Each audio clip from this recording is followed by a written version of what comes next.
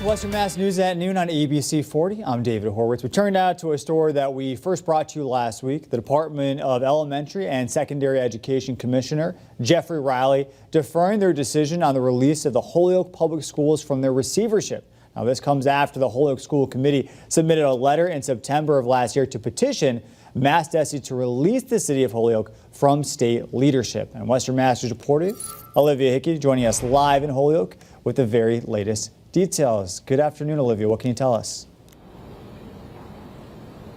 Good afternoon, David. We just spoke with Mayor Joshua Garcia moments ago, and he tells us that he thinks that the decision is disappointing, and he tells us that the city has worked with the Commonwealth on different issues before as a collaborative city, he says, but the work does continue to get Holyoke Public Schools the control back that they lost 9 years ago.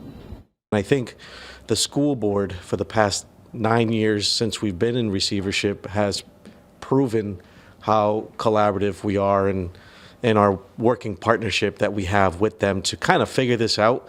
Although we went into receivership, regardless of where people stand on the debate, generally we understand where we are right now and what we need to do to work together so that we can get on a path back to local control. Receivership is a temporary measure, not necessarily meant to be a permanent one.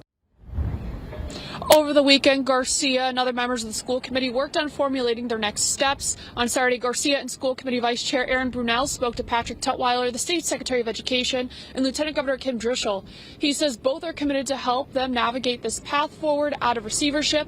Holyoke Public Schools has been under receivership since 2015. The district was put under receivership because the state believed it was underperforming. The current receiver is Superintendent Anthony Soto, who has been in the seat since 2021.